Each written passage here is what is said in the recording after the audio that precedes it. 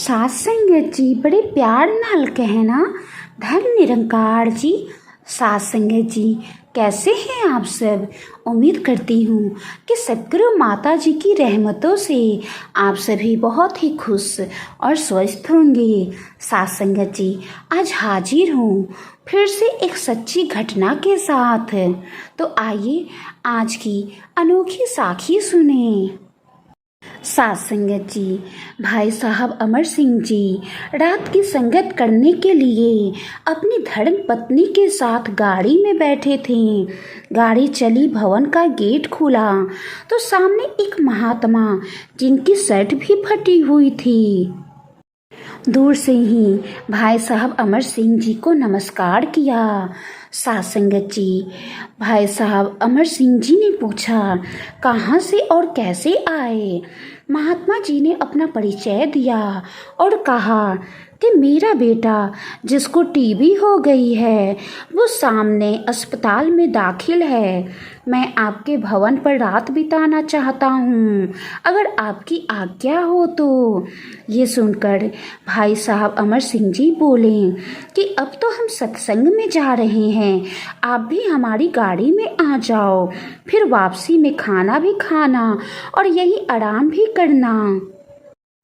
सास संगत जी इतना कहते ही भाई साहब जी की धर्म पत्नी जो साथ ही गाड़ी में बैठी थी वो बोली, आपने उसको कह तो दिया कि हमारे साथ चलो, मगर गाड़ी में जगह तो है ही नहीं। ये सुनकर भाई साहब अमर सिंह जी ने अपनी पत्नी से कहा कि कोई बात नहीं, तुम गाड़ी से उतर जाओ, अपनी सीट पर इस बाहर से आए महात्मा जी को बिठा दो। सच्चे पातशाह ने इनकी सेवा का सुनहरा अवसर हमें दिया है। सास संगत जी धर्म पत्नी जी ने फौरन सीट छोड़ दी और महात्मा जी को अपनी सीट दे दिया। अपनी सीट पर महात्मा जी को बिठा लिया। भाई साहब अमर सिंह जी ने अपनी पत्नी से कहा, आप रिक्शा पर आ जाओ, और इतना कहकर वो चले गए। सास संगत जी संगत का जब भोग पड़ गया तो भाई साहब अमर सिंह जी ने अपनी पत्नी को बुलाया और पूछा कि रिक्शा पर कोई तकलीफ तो नहीं हुई। तो पत्नी ने फौरन सिर झुका दिया और कहा कि मुझसे गलती से शब्द निकला कि गाड़ी में जगह नहीं है, दासी क्षमा चाहती है। इस पर भाई साहब अमर सिंह जी ने समझाया कि मंडल की वस्तु का जायज इस्तेमाल, लेकिन उस पर अधिकार जमाकर मत बैठो। ऐसे प्रचारकों की आज भी जब याद आती है तो सास संगत जी सिर श्रद्धा से झुक जाता है।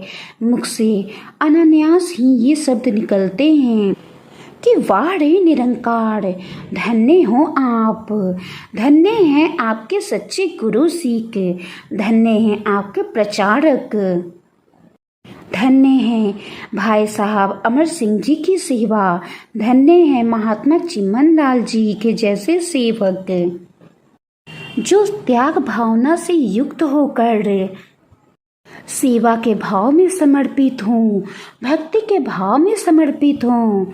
सास संगत जी त्याग भाव से युक्त होकर परोपकार करने से ही भक्ति में निखार आती है। सास संगत जी वाणी में कोई गलती हो गई हो तो बख्श लेना जी। आज की साखी के बारे में अपनी राय कमेंट बॉक्स में ज़रूर बताइएगा। सास संगत जी साखी अच्छी लगी हो तो वीडियो को लाइक करें, शेयर करें, और अगर अभी तक आपने चैनल को सब्सक्राइब नहीं किया हो तो चैनल को सब्सक्राइब ज़रूर करें, साथ ही में बेल आइकन पे प्रेस ज़रूर करें। अगली बार एक बहुत ही प्यारी और अनोखी साखी के साथ आप जी से मुलाकात होगी। अपना आशीर्वाद और प्यार यूं ही बनाए रखना जी। सास संगत जी बड़े प्यार और सत्कार से कहना, धन्य निरंकार जी।